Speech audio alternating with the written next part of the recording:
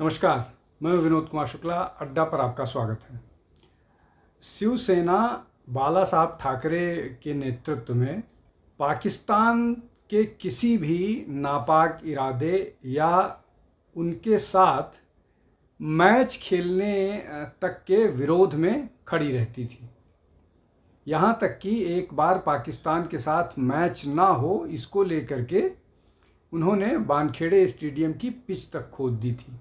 और एक साक्षात्कार में बाला साहब ठाकरे ने बोला था कि अगर उनको कभी वो प्रधानमंत्री बनते हैं, हालांकि वो चुनावी राजनीति में कभी नहीं रहे, खुद कभी चुनाव उन्होंने नहीं लड़ा, लेकिन उन्होंने कहा कि अगर प्रधानमंत्री बनते हैं तो सबसे पहला काम वो करेंगे कि इस देश में बांग्लादेशी घुसपैठियों और पाकिस्तानियों को देश से बाहर खदेड़ेंगे। और भी बहुत सारी चीज़ें थी, लेकिन ये one of the primary objectives की बात उन्होंने की।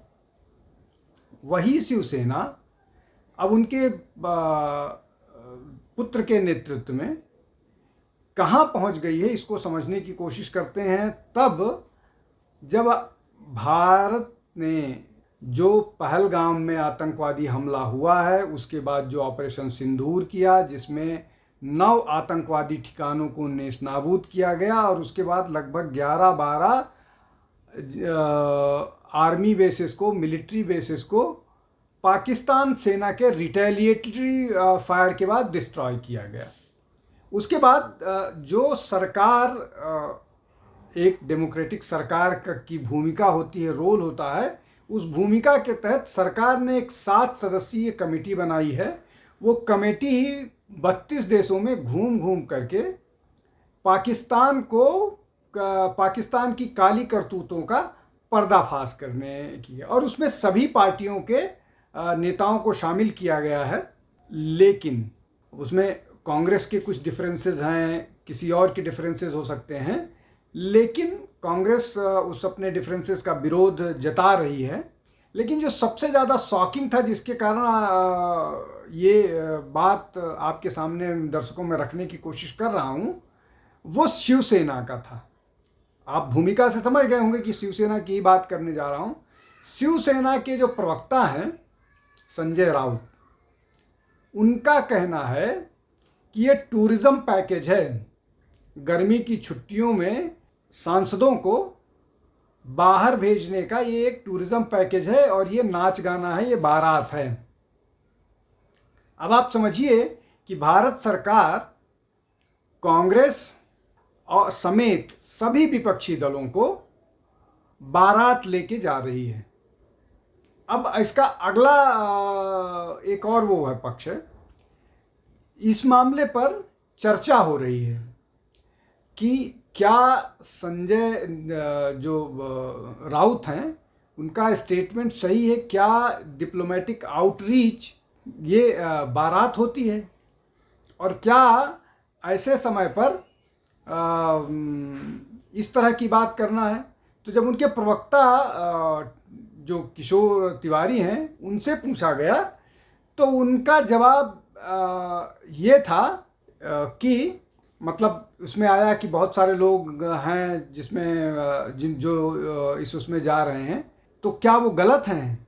तो उन शिवसेना के प्रवक्ता का, शिवसेना उद्धव बाला साहब ठाकरे जो पार्टी है, इसलिए शिवसेना 2 उसमें है। एक शिंदे की का फैक्शन जो ओरिजिनल शिवसेना है, और दूसरा उद्धव बाला साहब ठाकरे फैक्शन। तो उद्धव बाला साहब ठाकरे फैक्शन के किशोर तिवारी का ये कहना है कि हर राजनीतिक दल में भारतीय जनता पार्टी के स्लीपर सेल हैं। उन्होंने स्पेसिफिकली शशि थरूर का नाम लिया, बोला इस तरह के बहुत सारे नाम हैं। हालांकि उनका इशारा अपनी पार्टी के प्रवक्ता की तरफ भी था, जो प्रियंका चतुर्वेदी की तरफ। चूँकि बार उनसे जब पूछा गया कि भाई आपकी पार्टी की भी तो प्रवक्ता जा रही हैं, और उन्होंने तो ये बोला कि ये मेरे लिए प्राइड का मोमेंट है, कि इस तरह के उसमें मुझे वो किया गया है, और ये देश का मामला है, और इसमें शामिल होना गर्व की बात है, और हमको जाना चाहिए। ये प्रियंका चतुर्वेदी का स्टेटमेंट है। इसके जवाब में किशोर तिवारी ने बोला कि हालांकि उन्होंने नाम नहीं लिया, बाद में शशि थरूर की बात आई तो उन्होंने शशि थरूर पर तो उन्होंने साफ तौर पर बोला कि ये लोग स्लीपर सेल्स हैं, लेकिन उनका इशारा प्रियंका चतुर्वेदी की तरफ भी था कि वो स्लीपर सेल है। तो अपनी ही पार्टी में अपनी ही पार्टी के नेता को भारतीय जनता पार्टी का स्लीपर सेल कहना ये अपने आप में दुर्भाग्यपूर्ण बात है। लेकिन अगर बात यहीं तक रुक जाती तो बात समझ में आती। निश्चित तौर पर इंट्रा पार्टी राइवलरीज भी बहुत होती हैं। प्रियंका चतुर्वेदी राज्यसभा में हैं, किशोर तिवारी अभी भी टीवी डिबेट्स में जाते हैं और हर रोज़ उनका माखौल उड़ाया जाता है। क्या वो बोलते हैं क्या नहीं बोलते हैं ये ज़्यादातर लोगों को समझ पाना मुश्किल होता है। खैर, अब ये इसके बाद उन्होंने ये बोला कि इस बात का क्या प्रमाण है कि क्या आतंकवादी मारे गए हैं। एक दूसरा ये कि जो पाकिस्तान के आर्मी बेसेस हैं जिन पर हमला किया उसको लेकर के भी उन्होंने प्रश्न चिन्ह खड़ा किया। और यहाँ तक कि अशोक सज्जनहार ने जब ये बोला कि इस तरह के मामले में इस तरह की चीज़ों पर तो कम से कम एक होना चाहिए, लेकिन जिस तरह से किशोर तिवारी ने न केवल गवर्नमेंट को क्वेश्चन करना उनका अधिकार है, आर्मी को, नेवी को, एयरफोर्स को, पूरी ब्यूरोक्रेसी को, डिफेंस एक्सटर्नल अफेयर्स मिनिस्टर के बयान को, सबको डाउट किया।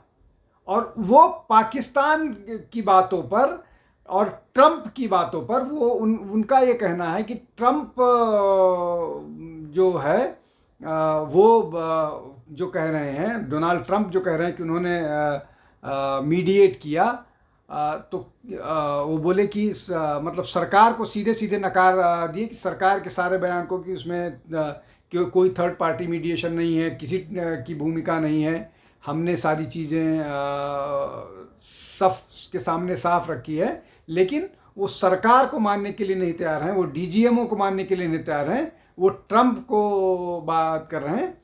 और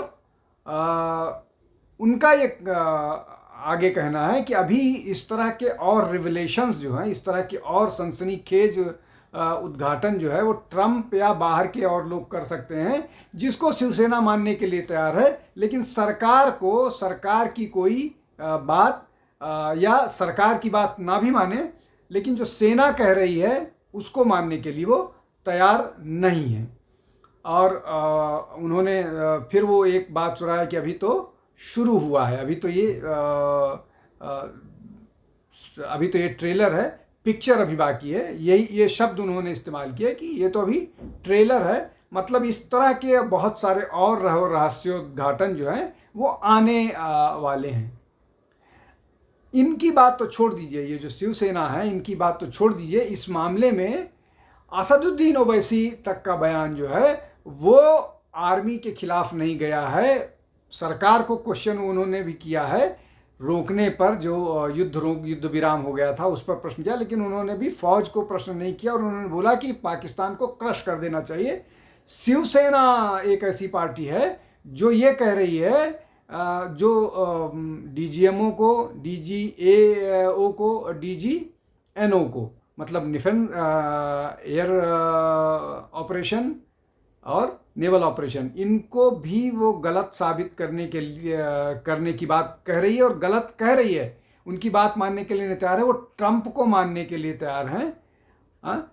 तो शिवसेना का ऐसा डिटेरियोरेशन होगा कि वो अपने ही पार्टी के नेता को बीजेपी का स्लीपर सेल कह रही है, सरकार को नहीं मान रही है, सेना को नहीं मान रही है और सेन वॉइसेस को नहीं सुन रही है। अब इसमें एक और महत्वपूर्ण पक्ष है जिस पर आप बात समझ में आई। शिवसेना की प्रियंका चतुर्वेदी जा रही हैं राज्यसभा में, 2 लोग हैं शिवसेना के, लोकसभा में 7-9 लोग हैं। समाजवादी पार्टी के 37 लोग हैं।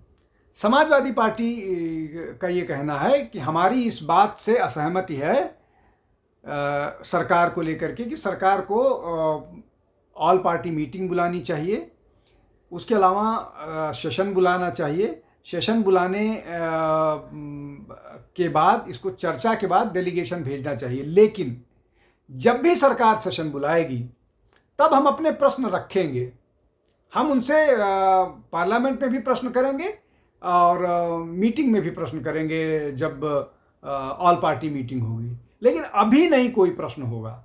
ये जो डेलीगेशन है, हमको उसमें भी कम रिप्रेजेंटेशन मिला है।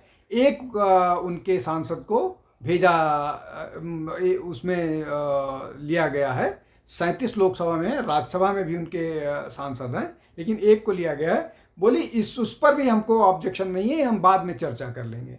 दूसरी तरफ 9 सांसदों वाली को रिप्रेजेंटेशन मिला है और वो ये कह रही है कि ये पूरा का पूरा जो है वो बारात है, ये टूरिज्म है। इस तरह की चीज़ें, इस तरह का बात करना अपने आप में न केवल सेना के मनोबल को कमज़ोर करता है, बल्कि हमारी अपनी, जो हम एक देश के रूप में हमारी क्या छवि ग्लोबली जाती है, वो भी रिफ्लेक्ट करता है। और शिवसेना जैसी पार्टी जिसका पूरा का पूरा आधार राष्ट्र पर रहा है, राष्ट्र प्रेम पर रहा है, लेकिन कुर्सी के लालच ने, उद्धव ठाकरे के कुर्सी के लालच ने उनको इस हद तक पहुंचा दिया है कि वो शिवसेना अब सेना के खिलाफ खड़ी नजर आ रही है। ये अपने आप में दुर्भाग्यजनक है। खैर, जैसी राजनीति चाहें वो करें, और वो सबको मालूम है कि वो किस तरह से कांग्रेस को अपीज करने के लिए। अब इसमें ये समझ लीजिए कि इस पूरे उसमें बॉटम लाइन क्या है। केवल कांग्रेस और शिवसेना 2 राजनीतिक दल ऐसे हैं जो न केवल डेलीगेशन को क्वेश्चन कर रहे हैं, मेंबर्स को क्वेश्चन कर रहे हैं, इंटेंट को क्वेश्चन कर रहे हैं, सेना को क्वेश्चन कर रहे हैं, और एक्सटर्नल अफेयर्स मिनिस्टर को क्वेश्चन कर रहे हैं, और वो भी गलत फैक्ट्स के साथ। तो इसमें बहुत कुछ रॉकेट साइंस जैसा नहीं है। पूरा का पूरा मसला साफ है, क्रिस्टल क्लियर। आज के लिए बस इतना ही। आप हमारे साथ जुड़ते रहिए, हमारे चैनल को लाइक कीजिए, शेयर कीजिए, सब्सक्राइब कीजिए। बहुत बहुत धन्यवाद। नमस्कार।